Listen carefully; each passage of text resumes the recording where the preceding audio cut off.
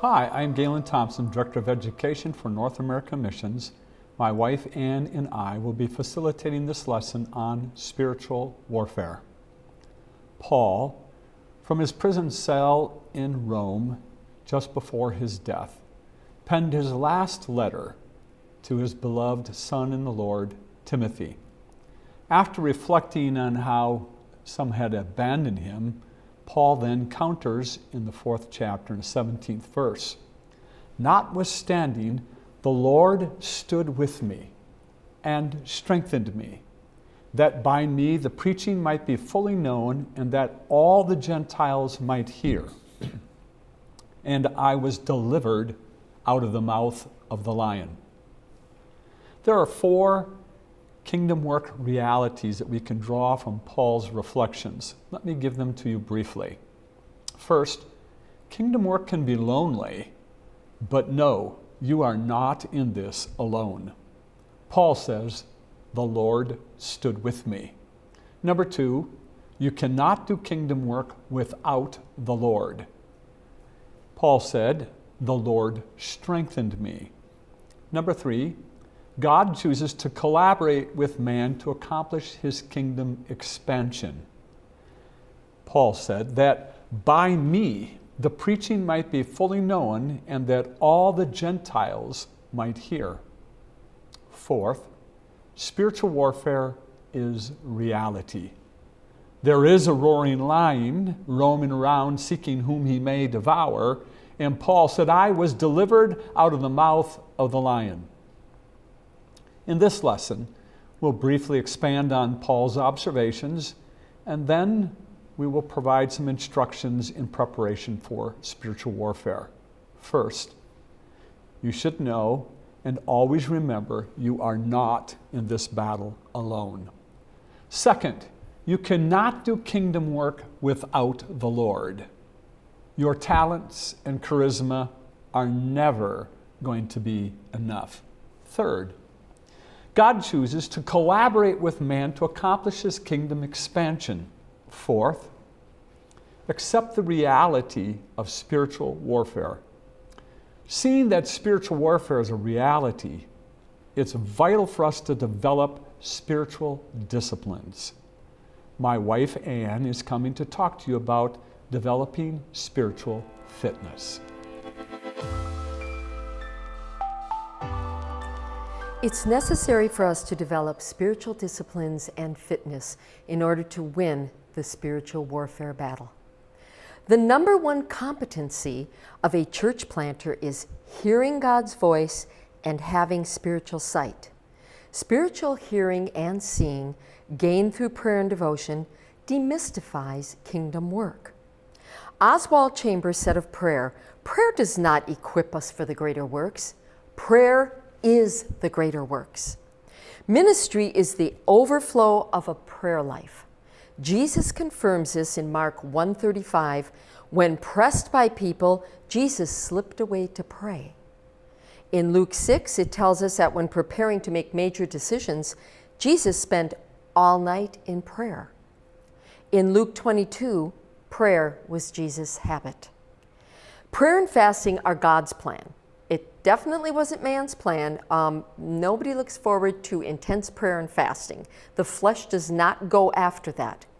But prayer prepares the laborers, the soil for the seed, then waters the seed for germination, and continues watering and nourishing the plant until it matures for harvest. Spiritual warfare is earnest, consistent, passionate prayer, fasting, and anointed preaching. God has chosen never to work without our cooperation. A prayerless church is a powerless church. It is a church with no harvest. You have not because you ask not. Dr. A.T. Pearson said, there has never been a spiritual awakening in any country or locality that did not begin in united prayer. The harvest begins with prayer. Spiritual warfare begins with prayer. The harvest truly is plentiful, but the laborers are few. Therefore, pray the Lord of the harvest to send out laborers into his harvest. The church was birthed and continued in prayer, Acts chapter 1 and 2. Prayer brought about one mind and one accord. Chapter 2 ends with continuing in prayers.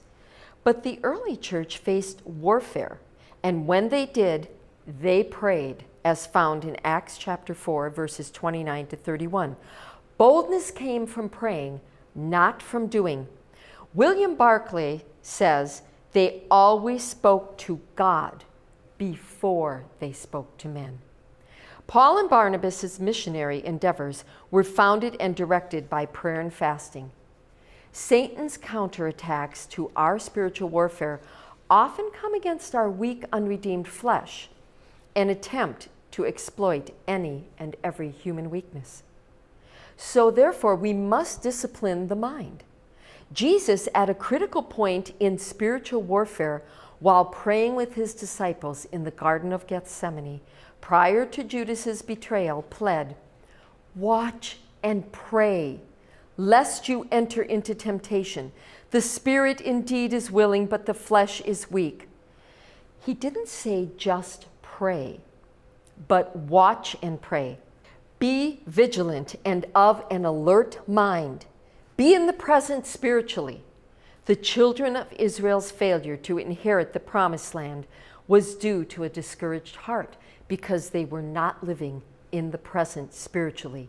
If they had been, they would have remembered and recognized all that God had done to that point, and he was not going to fail them now. He doesn't bring us to the point we're at to leave us. He only brings us there to go forward in victory. The fatal weakness of an undisciplined mind is unmasked in the day of trial and adversity.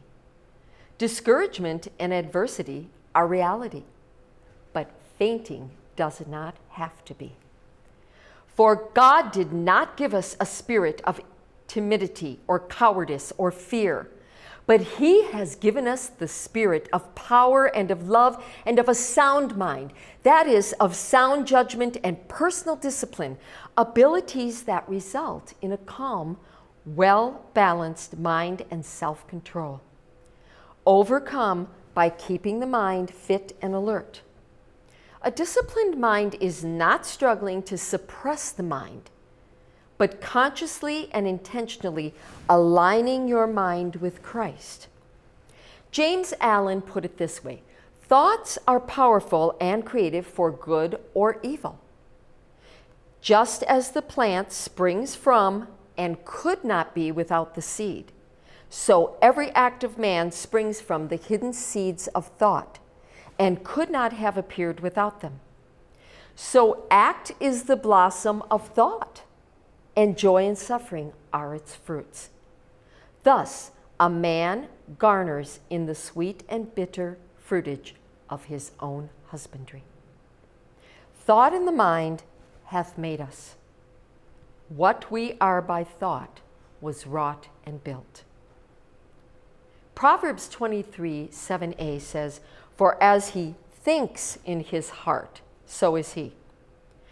Our thoughts become our words become our actions become our behaviors become our habits become our character, and our character becomes our destiny or our life. We are in a battle that is winnable, but only if we purpose to win.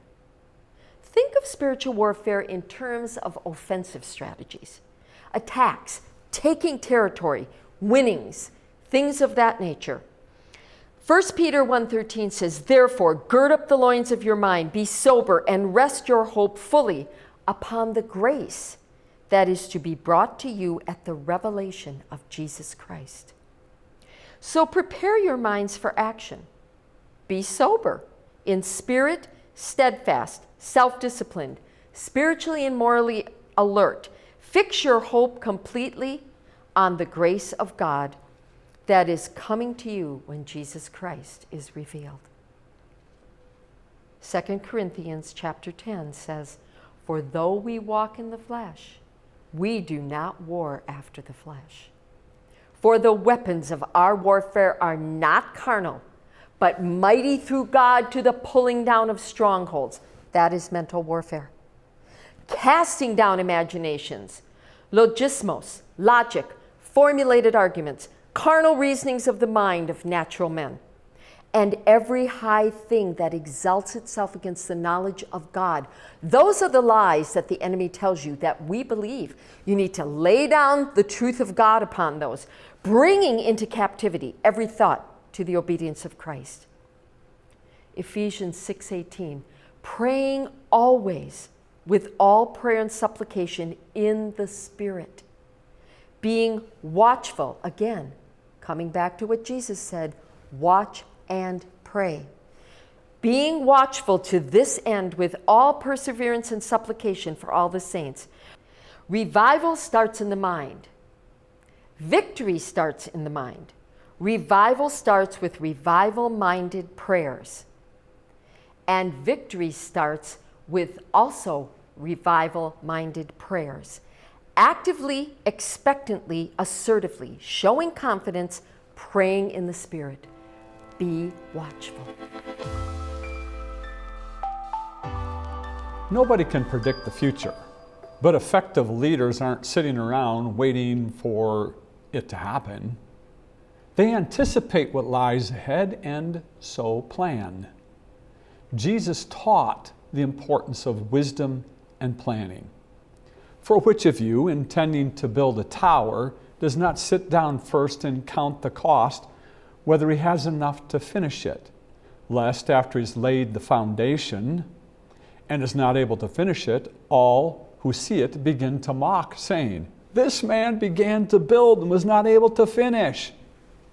Or what king, going to make war against another king, does not sit down first and consider whether he is able with 10,000 men to meet him who's coming against him with 20,000? Or else, while the other is still a great way off, he sends a delegation and asks for conditions of peace? Luke chapter 14, 28 through 32. You see, towers don't self-erect. Churches don't self-build. Wishes don't win wars. Hoping or even praying that the harvest will be brought in of its own accord is just simply wishful thinking. Strategy and plans are vital. No one enters into war without plans. Strategy means consciously choosing to be clear about your church's direction in relationship to what's happening in the dynamic environment, the area, the environment that you live in, the culture. Here's a few tips. You need to know the lay of the land. In the church I pastored, there was a man who had retired from the Army, and his job in the Army was to know and to understand the lay of the land. He was in espionage and going and finding out and discovering in advance things, because they would never put one foot on the ground unless they completely knew and understood the lay of the land. Would we do so spiritually? No one would go to war without knowing this. So what do we need to know? What are you saying? I think it's important for us to know the history and the culture of our community. That's our personal battlefield. Study the history of the community. Attempt to determine if there are any lasting effects of previous hardships, triumphs, people groups, influences. Who founded your community? Why? Identify the long-term driving forces of your community's underworld, often found in the overarching influencers that are within your town or community. Is your community liberal versus conservative? Founding and growing ethnicities, what were they? How about the root religions, industries, ideologies? Seek to understand the culture, the behaviors, the habits, the traditions, the arts, and the beliefs. We happen to have planted a church in a community that had the third largest printing company in the United States, even though the community was a small community. But what we were quick to learn, and it had a tremendous impact upon the community, was that they had contracts with major magazines that were producing pornography. Understand what you're coming up against. This can be creating for you a clearer perspective of the people you're trying to reach.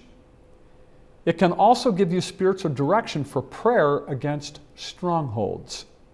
I'd like to invite my wife to come back again and talk to you just a bit about what our experiences have been in facing spiritual warfare. My husband and I had started the church in Waseca, Minnesota, and we had also had a daughter work about 45 minutes south in Albert Lea. We had been there for some time, and it seemed like we were battling constantly to either win souls, or once we had won them, to keep them in. And I just got to the place where I was like, God, I cannot handle this anymore. I'm done with this in and out. And I decided that I was going to go on intense intercessory prayer and fasting for the growth of the kingdom there. And when I did, I will just tell you right now that this battle went on for about a year. And in the process of this battle, I suffered many things in many areas, and I don't have time right now to discuss all those, but so I'm going to get right to the point. At the end of that year, God gave me a dream. And in that dream, there were two Indian chiefs. Now remember, we pastored two communities at once, simultaneously, for 9 years. In the dream, each of them planted their feet and stood like this, facing me, side by side. They were dressed in two different Indian chief garbs, so they were from two different tribes. And they were against me like this. I was facing them. I also had my feet planted, but my hands were out against them like this. And what seemed like all night long was a seesaw. They would try to force me back, and then the power of God would come and force them. And we just kept doing this seesaw back and forth, what seemed to me like all night. Right before the dream ended and I woke up, they pushed such force at me that I was going back, and I cried out to God, and whoo, this force of God came up right in here between my hands and pushed them both flat back down. God revealed to me, and as I shared with my husband, each of those was the prince of the city. One was the prince of Waseca, one was the prince of Albert Lea. And God had defeated them. I had been praying for this for almost a year. And when that happened, the Waseca church doubled, and the Albert Lea church actually almost quadrupled. So spiritual warfare is real, but know what you're going into. I went into it just trusting God. I had no idea what I was in for. Several things happened that it could have been very devastating, but God kept me through them all. Physical, mental warfare and attacks. There were days I prayed 3 to 5 hours just to literally stay on top of this thing. I'm asking you to do the prayer, but know what you're going into. Don't be afraid. You have nothing to fear. God is always victorious, and He is there fighting the battle. You are not doing it. God is fighting through you and for you and with you and in you, and He will give you the victory. Just know what you're up against, because it is not child's play and it is not for cowards, but God is always victorious. God bless you. Know the lay of the land. Already, as we have talked about, it's knowing the history and the culture of your community. Next, I'd like for you to dig into the demographics of your community. That is, again, knowing the lay of the land. Do you know the demographic breakdown of your community? Does your church reflect the demographics? I advise you to get a free demographic report of your zip code and/or city at the link that is provided for you on the screen. This comprehensive 20-page report will guide you to understanding the lay of your land when it comes to your demographics. Next, I'd like to talk to you about knowing the lay of your land and the aspect of discerning the soil. You see, not all warfare is the same because the soil differs. Not all church plantings or church warfare are equal. So do not compare yourself among yourselves because every field and every soil is different. Some cut virgin soil that's never been tilled. When my wife and I entered into Waseca, Minnesota, we entered into a field, Waseca being an Indian term that meant fertile soil, and again, understanding the background of the history of the Indian presence in that area of Minnesota. We began in that city. There had never been an apostolic presence. As a matter of fact, the most evangelical church in the community was a Baptist church that only ran about 50. When we came into that community, to break that soil was a hard, arduous work. As a matter of fact, we were 3 years, I think, into church planting and a little bit discouraged at the slow process. We talked to an insurance agent, and we were discussing if she wanted to know who we were and why we're in a community. We were talking about the length of time that we had been there and what we were trying to do. And she stopped me and she said, Galen, she said, I'm an insurance agent, and when I came as an outsider into this community, it took me 3 years to even be accepted. That has nothing to do with something as controversial as religion, and you're coming into this community with a Pentecostal religion. She said, you need to understand that what you've done so far is probably absolutely normal or fantastic for the consideration. You're breaking new soil. See, others plant where someone has already plowed. As my wife already related the story, we started a second church, a daughter work, about 35 minutes to the south. And after 3 years, that church was already autonomous. Its growth already surpassed the growth of the mother church. Not only that, but it had another daughter work out of it to the Hispanic community that was larger than both churches. How did that happen? Oh, I know. I think it was the preacher. Different preacher, different personality. Oh, wait a minute.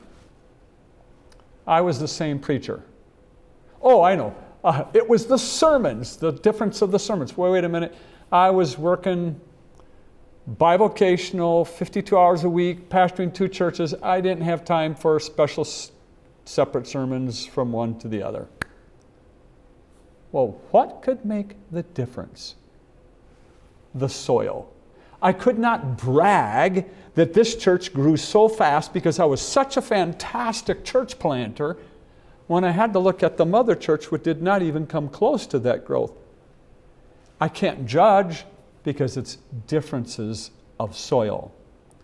Some people go into reworked, neglected fields. Some reap where others have sown. So you must discern your soil. We're talking about knowing the lay of the land. You also need to know the seasons and the coordinated work. What I'm saying about that is that there are seasons, 4 seasons that we go through. And there is certain work that is dictated by the season. In spring, you're plowing and planting. Summer, you're cultivating. In autumn, you're reaping. In winter, it remains dormant. Do you know what season your work is in? You say, but wait a minute. I've been here for 20 years already. I'm already past all that stuff. But you need to understand, seasons are cyclic.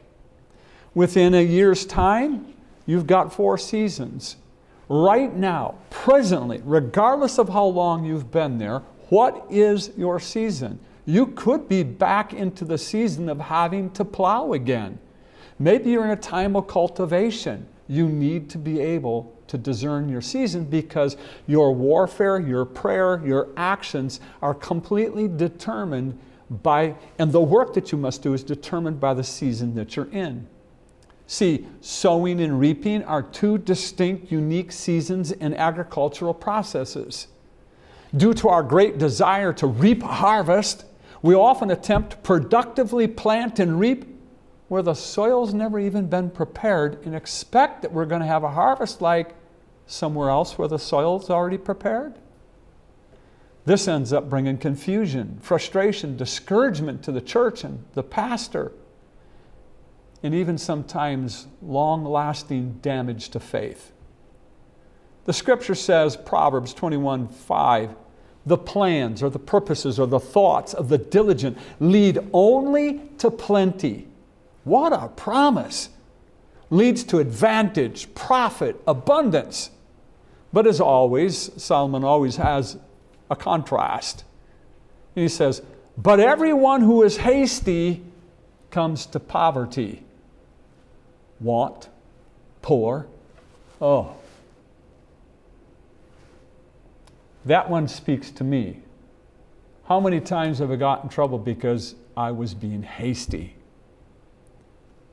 One must know the season and be patient in the season. This is all a part of spiritual warfare. You see, the plowman precedes the planter, and the planter precedes the reaper. Each has its place, each has its gift. Is it working together in your body? Do you know? Plow Before the Planter is a coordinated effort by the World Network of Prayer to assist church planters with spiritual warfare prior to sowing seeds. It's called Plow Before the Planter. You see, a virgin soil has never been turned. Matter of fact, it's probably still covered with brush, trees, weeds, all of which has got to be torn out, burned. And then you've got to come with a deep plow to turn that soil. But all you're doing is turning that weeds and things under, which means you're going to have to come at it from another angle with a smaller disc and finer, make it more fine and back and forth multiple times before you can ever come across with your plow for planting. There's a process. Do you know? It's important that we see and that we hear, and that is key to your spiritual warfare. Spiritual warfare is important. Yet at some point, one's got to get out of the prayer room and into the field. We can't plow forever. There comes a time we've got to plant, and there's a time to cultivate and a time to reap. This doesn't mean that prayer ceases. Prayer now undergirds. Plowing ceases with the planting. But still, prayer continues, and seasons come and seasons go. And it's important for us so that we can sustain growth, that we understand our seasons. Let me bring you one more thing. The lazy will not plow. Before you get mad at me, again, that was Solomon. The lazy man will not plow because of winter, but he's going to beg during harvest and have nothing. You see, we reap in accordance to our sowing. No one said that kingdom work would be easy, but it is just simple, following the patterns of agriculture. Those who sow in tears shall reap in joy. He who continually brings forth weeping, bearing seeds for sowing, shall doubtless come again with rejoicing, bringing his sheaves with him. But this I say, he who sows sparingly, Paul says, will also reap sparingly, and he who sows bountifully will reap bountifully. In Isaiah chapter 28, verses 23 through 26, listen to the words. Give ear and hear my voice. Give attention and hear my speech. Does he who plows for sowing plow continually? Does he continually open up and harrow his ground when he has leveled its surface? Does he not scatter dill and sow cumin and put his wheat in rows and barley in its proper place and emmer in its border? For he is rightly instructed, for God teaches him. Yes, it's important to plow and for spiritual warfare. But you must understand, we cannot continuously sustain warfare. That's not God's will. That's a season, and he will bring us to the next season. He goes on, he says, dill is not thrashed with a threshing sledge, nor is a cart wheel rolled over cumin. But dill is beaten out with a stick and cumin with a rod. Does one crush the grain for bread No, he does not thresh it forever. Now he's talking about harvest. You don't keep on going through and threshing and threshing and threshing. He says when he drives his cartwheel over it with his horses, he does not crush it. And listen to what Isaiah says. This also comes from the Lord of hosts.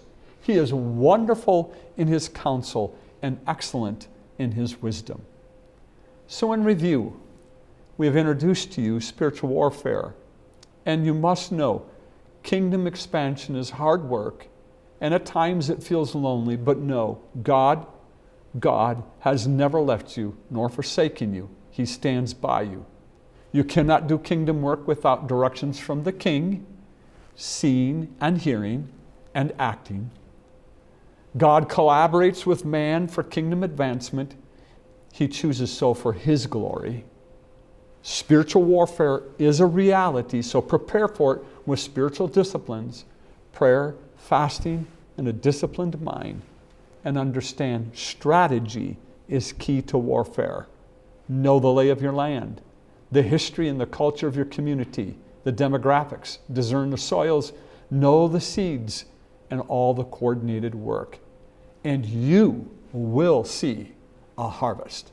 Not just once in a lifetime, but annually, continually, because seasons come and seasons go. And you allow for the flowing and the ebb of the Spirit to guide you into the season that you're presently in, because that cyclic pattern happens for the purpose. Yes, even winter, a time when it seems like nothing is happening, that time when everything is still, is all part of God's plan.